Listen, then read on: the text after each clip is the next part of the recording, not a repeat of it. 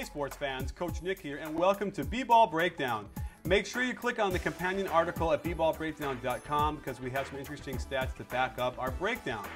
I wanted to go through the third quarter of both the Heat versus Boston and Oklahoma City versus Chicago because those were both games where the third quarter is when the game turned.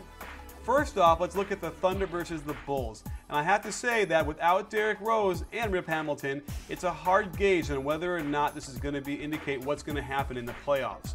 Now, that said, the Thunder are firing all cylinders and doing really well, and Russell Westbrook has probably been playing the best basketball of his career. So let's look at what he's been doing well and how he's been staying out of my eye by working the ball around and not taking so many bad shots.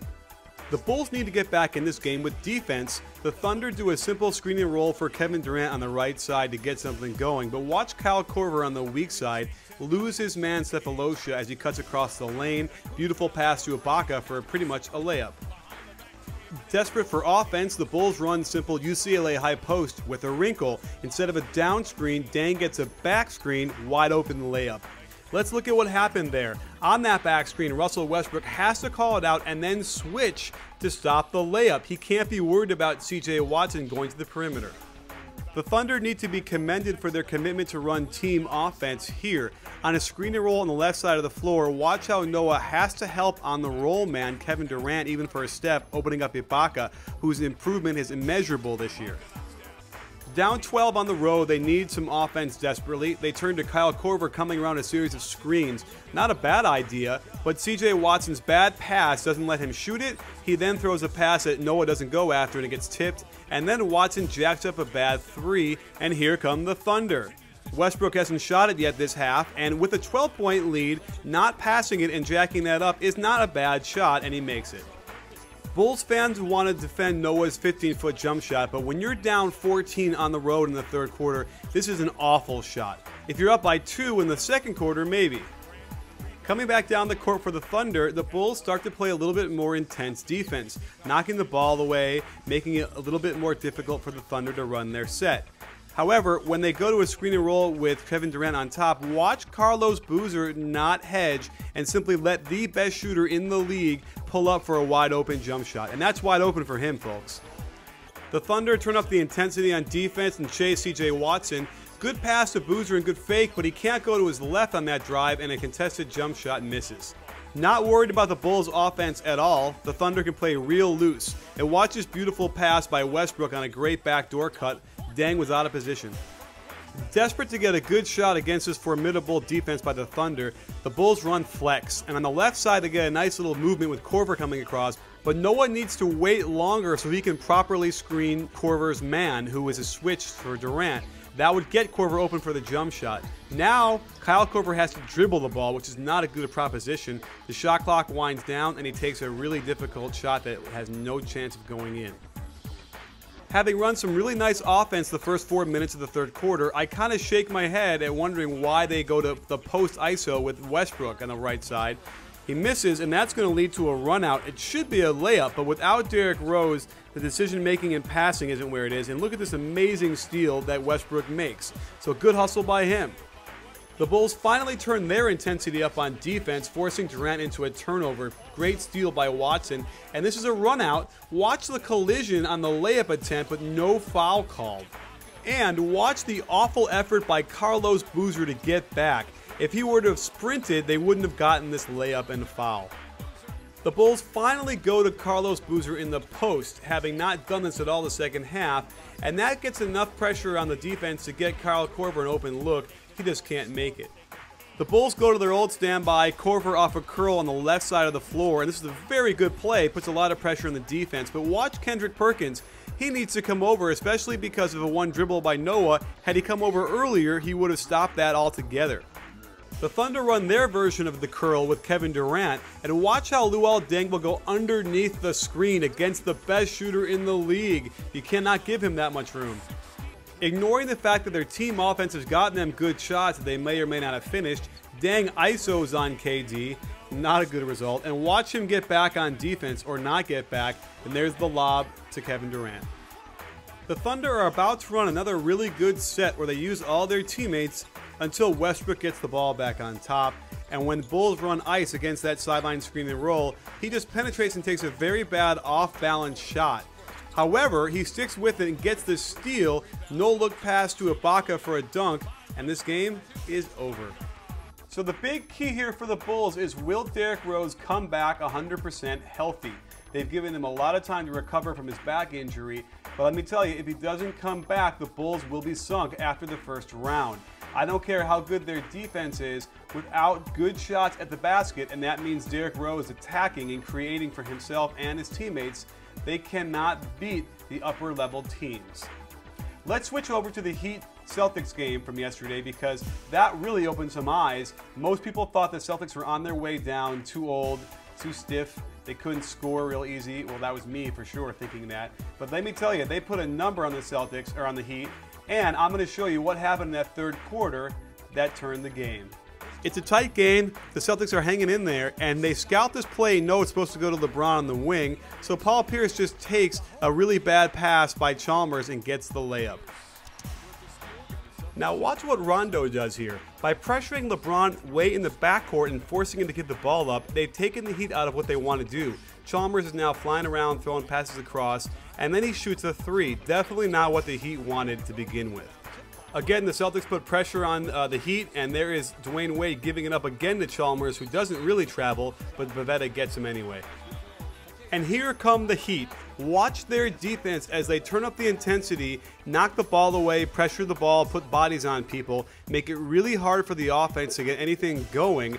And when the ball gets thrown around to Avery, he shoots up a long three contested. Not only that, but off of the rebound, watch how Dwyane Wade can leak out, get good position, and they throw the ball to him for a layup. Here's where they're normally primed to take control of the game. They maintain this intensity, and as Paul Pierce gets a screen on the sideline, they very actively double him and just about get this steal coming across the lane. Even though they're out of position and give up a layup, their athleticism gives them enough ability to pressure that ball and get the rebound. And here comes LeBron James down the court on an extended post-up, which gets him an easy shot and a bucket. Here are the Heat right back in this game. For some reason, Dwyane Wade and LeBron James switch. And so, of course, Paul Pierce is going to take Dwyane Wade down in the post with a size advantage. Watch Chris Bosh, though, on this block of Paul Pierce's shot. He doesn't move in there and he's not active. He would have gotten that. Instead, Bass gets a dunk. The Heat wisely go to Dwyane Wade on the left block, and they get a nice shot for Chris Bosh on the weak side, but he bricks it. On the way back down, he gets out of position, and Rondo does a nice pass to KG, but Bosh makes up for it with the block. Here's the Heat's chance, but LeBron James throws a pass to a not open Bosh on an awful attempt, and it gets stolen. Scouting report problem by the Heat on the pick and roll for Rondo.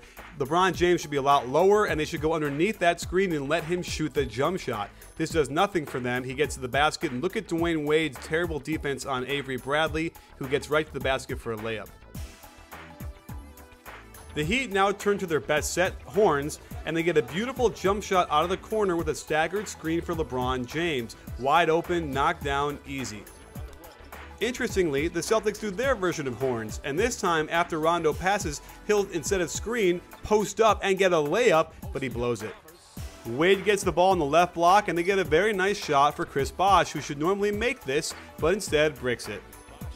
Again, bad scouting report on the Celtics as they hedge really high on this pick and roll for Rondo, which serves no purpose except for letting Rondo get to the basket full head of steam and one.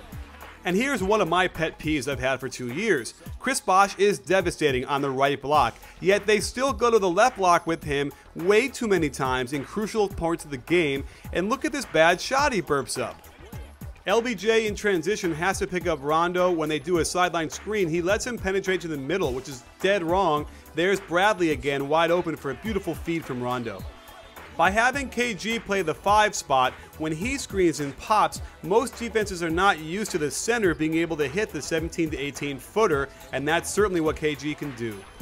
He's also dangerous on that low block, and that commands a double team. Because Avery Bradley's been so active on the weak side, Rondo's man has to come over to help, opening up a shot for Rondo, who hits it even though he gets slammed on the head by LeBron James. Let's look at his form. His elbow is bent way too far and the ball is too low, virtually blocking his eyesight to the rim. The Heat spread the floor and take advantage of Kevin Garnett running into Paul Pierce, but this is what happens when you have Joel Anthony in the floor. He is such a liability, he cannot make layups. Here come the Celtics racing back down. Watch Paul Pierce at a beautiful back screen on Bosh. LBJ does not come over to help out. Wide open layup, and there's Bosh, angry like a Bosh. Let the meltdown begin as out of horns, Chris Bosh misses this pass too late, throws it away. Avery Bradley, great steal. And when the Celtics come back down, watch Wade completely lose Paul Pierce, their best scorer, as he moves to the basket and gets the shot where he has to foul. With this game getting out of hand, they go to Bosh on the left block again, his worst spot. And he gets a foul, but bricks both free throws. Even after getting a miss, here comes Dwyane Wade jacking up a three, trying to get their lead back all in one shot. So now here come the Celtics in transition. Watch this beautiful wraparound pass, and there's a Pierce three, and that ain't gonna miss. Watch this again, how he wraps it around with spin so it pops right up. Paul Pierce travels, but we're not gonna call that at home. Boom. With this lead ballooning to 18, you'd want one of the big three shooting it. So naturally, Chalmers jacks up a three that bricks. The Heat get another stop, but then opt to do one of the most difficult plays imaginable from a very difficult angle, the alley-oop that misses at the rim. So of course, here comes Rondo right through the lane. Battier tries to flop, no call, and there's the layup. Down 20, they finally go to LeBron with a ball screen on the wing, going to the basket. And what happens? Layup. What took so long? However, Wade fans, cover your eyes because this got him benched. Watch this putrid defense on Avery Bradley as he gets to the basket for a layup. So both Wade and Bosh are out. LeBron James should be the focal point of someone being really aggressive. However, it does allow the Celtic defense to key on him. So what happens? Instead of him taking a shot, it's Turioff bricking one so badly they actually get the ball back. Setting it up, you'd think, okay, LeBron, make something happen. Pavlovich is guarding you, but he can't even get a shot off against him. And then we have Shane Battier in the corner shooting a three with the shot clock winding down. A shot I wouldn't prefer to take down 20 trying to get back in this game. But it gets even better. Watch this possession as Norris Cole dribbles around the horn. LeBron James doesn't even get to touch the ball in this possession where Cole burps up an awful 22-footer that misses. This play by the Celtics should look familiar because it's what the Mavericks did against the Heat in the finals. Double ball screen. Dirk used to get a lot of threes out of this, but instead they get a Bradley drive on the baseline and a goaltend. The Heat still haven't figured out how to stop this. Rather than take advantage of LeBron James in the post, they run another play where he gets the ball on top on his screen and roll and shoots a long 18-footer that misses, and he doesn't get back, neither does Cole, and they get a beautiful pass from Rondo for a layup to Pavlovich. The Celtics got so many layups this quarter, the Heat defense should be ashamed of themselves, and why not add insult to injury with this beautiful drive by Rondo, scoop off the glass. So the landscape has shifted quite a bit in the playoff hunt. The Oklahoma City Thunder have really taken control of the West, and we got to look at a companion article of why that is and what's changed. Also, the Heat in March have really faltered. So we're going to look at exactly what the root of that problem is, because they've now gone from title contender / title favorite to maybe not getting out of the conference finals against the Bulls.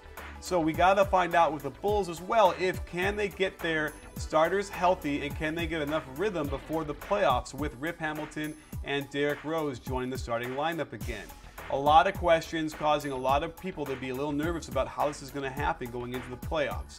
But I know it's pretty interesting to me to see, so we'll have to see over the next couple weeks what's going to happen. My take, I still think Oklahoma City has a chance, but I like Memphis, believe it or not. And I also like the Heat. I think they can straighten out some of their issues, and it seems to me a lot more of a lineup issue and getting some extra rest for their starters. So thanks for joining us. Let me know what you think in the comments below, because don't forget, at B-Ball Breakdown, it's not a channel, it's a conversation. You win? And get in that conversation at our website at bballbreakdown.com.